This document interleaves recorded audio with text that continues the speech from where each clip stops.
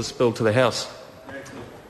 The Honourable Steve Chadwick. Well, I'm not on the Commerce Committee, but it's interesting that we're talking about conflict here. I think when the original bill was proposed, it was supported by National at the time, and it was actually the internet service providers that, as a voice and an industry voice, rose up and said, we've got some very real concerns about this.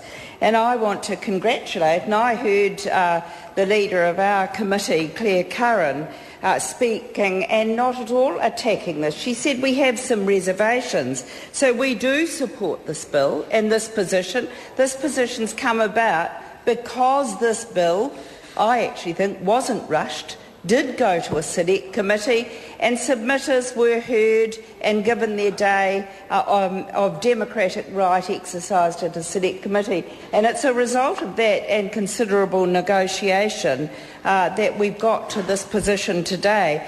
We do have serious concerns and reservations about suspension of internet accounts as a penalty for breaching copyright. But because of the compromise that was reached democratically at the Select Committee, and I congratulate all members and the Chair, we are now prepared to support this legislation, and we want to reiterate that in the House tonight. We do know, all of us know in New Zealand, that it is incredibly important for copyright to protect our local artists, our musicians and our creative industry producers. That is the heart and soul, and their very success shapes us as New Zealanders and the face of New Zealand internationally. We would never want to damage those creators of creative product that is very much at risk through copyright that was proposed in this bill.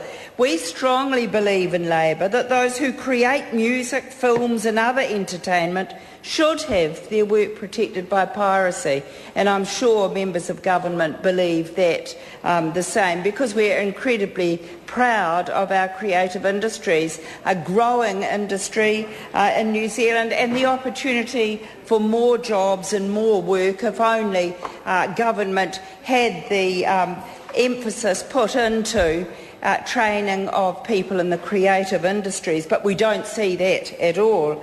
Our opposition to the suspension provision takes nothing away from the support of our local artists, and we agree repeated copyright infringements do deserve a penalty. The balance was all about what is that penalty and what is that penalty regime, and I congratulate those that spoke up and submitted to the Select Committee. Labour wants to give all of those industries a fair go and make sure everyone pays their fair share. That is Labour principled approach to most of our policy positions. There are jobs in this industry, especially in the IT industry and especially in interactive video games, that are yet to be created and are intrinsically linked to the development of New Zealand Inc.'s IT identity. And I think those jobs are very worthy and need protection.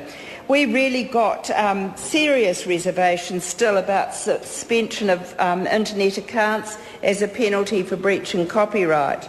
Amendments and compromise reached at the Commerce Committee, and I congratulate that negotiation, mean that now we're going to support the legislation. I think that's positive.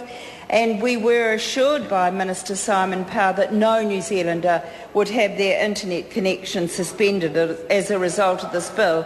I think the member for National, Sam Lotoenga, was absolutely right. Most people on the internet, and when they become internet savvy, don't do it to infringe. They don't do it intentionally, but I do know the younger generation, and I've certainly seen evidence of it amongst my children's generation, where they do download, and I don't think that they see that as illegal at all. No, but if they infringe copyright with what they downloaded, then we do have a problem. So our IT creatives are creative also in finding ways around and to circumvent any disconnection, and they just simply do that by setting up multiple ISP connections. And we know that this industry moves very rapidly in creativity. When in government, we were very aware of piracy. And we were aware of piracy in lots of areas too, piracy of films and lots of other creative product. And we wanted ISP providers to actually do their own policing of illegal downloading and have a policy, just a policy, for terminating acts of repeat offenders. So we've still got concerns about this bill. It's great that we're debating it in the House tonight. The regulatory impact statement says there is a case for intervention, but there is uncertainty about the scale of harm done by illegal file sharing. The case has not clearly been made that sales of music and movies via the internet are decreasing due to illegal file sharing. The regulatory impact statement did not have a preferred option, which shows that the case hasn't been clearly made that sales and movies via the internet are decreasing due to illegal files sharing. So there are some sections in here that remain problematic. The infringement notice is a burden, and it actually says they have to prove that they didn't in fact infringe a copyright. Some submitters raised concerns about this at Select Committee, and I'm pleased that the Minister has attempted to clarify this under the SOP tabled today. I think it was a good process. It was a robust process, and Labor certainly now supports the bill, and I congratulate all those members.